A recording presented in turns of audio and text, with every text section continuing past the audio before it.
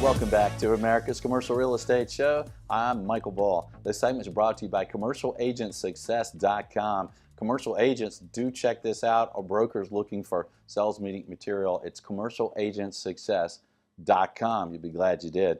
Well, today we are looking at the Deloitte's 2019 Commercial Real Estate Outlook. This is a great report. It's put out every year. And we have Jim Berry with us. He's a partner with Deloitte, and he's vice chairman. He leads the U.S. real estate practice there. And Jim, one of the themes of the report seems to be an important one to me, talent. Tell us about that. Michael, thanks again for having me here. And in our 2019 commercial real estate report that Deloitte put out, we did survey over 500 global investors. And one of the topics we did cover with them is the importance of talent and the evolution of talent, and how best to deal with that. And in particular, what we were focused on in the survey is how investors, those who are looking to place capital in real estate, are actually looking at talent and how the industry is doing from that perspective and how they value that.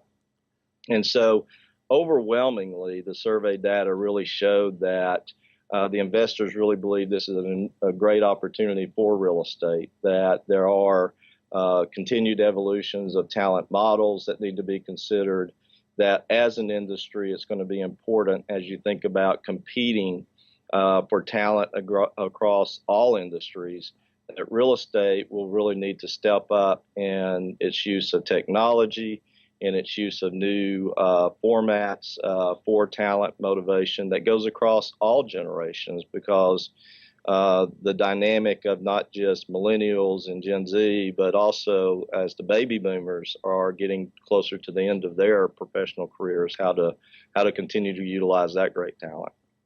And Jim, were these global investors concentrating more related to talent to the companies they're investing with, the funds, the REITs, the managing partners in the U.S., or were they talking also about the tenants and how to help the tenants attract talent and retain talent?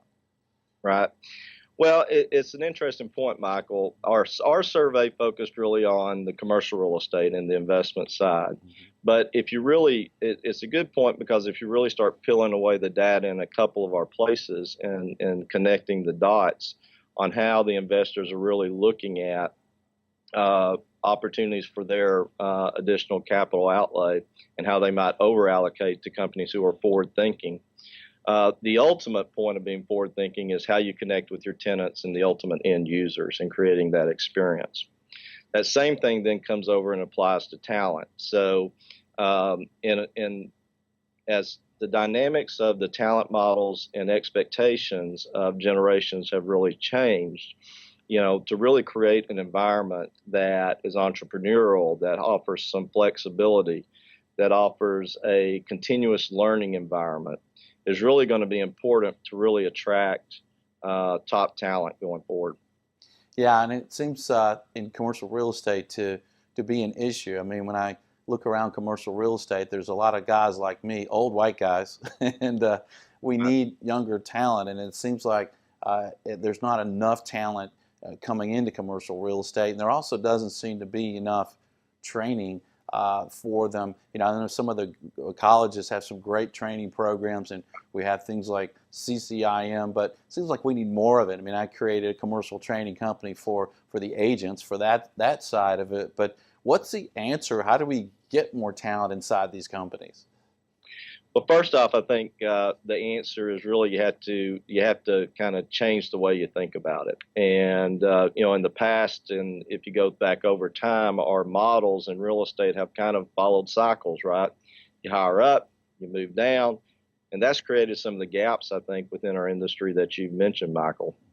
But beyond that, it's really just recognizing that the dynamic of the talent that you're going after is completely different, that it is a whole different ball game. So you've got to compete across all industries for talent, and you got to understand that what the current generation, the millennials, the Gen Zs, are really looking for, value different things. And so those points about flexibility, those points about a continuous learning about environment, the importance of diversity and is, clearly continues to come through and is an area that has to be focused on by our industry in order to make sure we're bringing in all of the talent that we really need to and providing the right platform for that.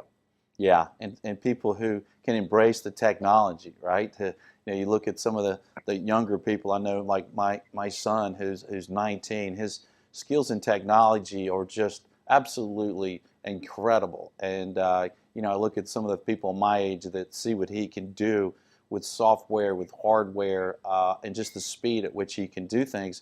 It's pretty amazing. We really need more of that, don't we? There's no doubt. And so in our Deloitte survey, I mean, once again, that connection. So part of it was on technology, part of it was on the other dynamic of talent. But on the talent aspects of things, when you think about it from the perspective of technology, and you combine that with the fact that real estate's been a little bit behind on the adoption of technology, that creates a competitive disadvantage for real estate. So how do we make sure that, as the survey also indicated, technology is going to be an important part of continuing to attract more capital. It's going to be an important part of changing the business. But it is very important is how we attract talent. No one wants to join companies that aren't going to push them into learning new things, helping them evolve. And technology is absolutely a cornerstone of that. Yeah, it sure is. Well, another thing I think some people don't want to think about or deal with is cyber risk. I mean, the increased contacts that we all seem to get today through email, through our cell phones, through almost everything of cyber crime trying to rip us off in some way or infiltrate our systems and get information from our companies is huge. And that's one of the key aspects of your report. So what do you find? What are people saying? What are people doing? Correct, Michael. And so in our report, we did, put focus on technology and the importance of that. But then the dark side of that is the cyber risk. And so once again, we would really point to the fact that within real estate, we've been somewhat fortunate. There hasn't been a major event within our industry. But at the same time, the elements of risk have really continued to expand. And so what we're really saying is it's time to really take a very, very hard look, and that investors are valuing a hard look at the potentials of cyber threat, which now has to be defined broader than just data security. It really goes beyond that, because at this point, because of technology, the tie-in of technology to base operations, there's a lot of asset operational items that really have to be evaluated as well. Yeah, I mean, there's so much going on. We've even seen some hackers hack people's email and phones and intercepting wire transfer information, and then forwarding that to the recipient and changing the numbers, and all of a sudden big earnest money checks, commission checks end up in some foreign country, never to be seen again. Yeah, that's been a fraud scheme that's happened over time. But even beyond that, imagine hacking into a building's operating system. A building's operating system and taking over control of the utilities. Yeah, I mean, that chokes you up, doesn't it? It does. Have a drink of water there. Yeah, I mean, it's scary. We've seen it in the movies, and now it's happening. It's like what we used to see, the Jetsons and all that. We're living the Jetsons life now. We look at some of these movies where they come in and control building systems and things. Well, now they can do it. So are companies planning to invest more to protect themselves from cyber risk? Yeah, they almost have to, right? Because at the end of the day, it really is a question of ultimate operating platform and ability to continue. Yeah.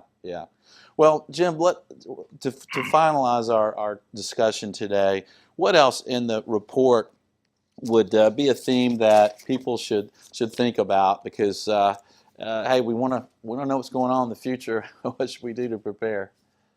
Yeah, hopefully my voice has come back now. I think it has. Appreciate everybody's patience with that. No, really, we're very excited about this report.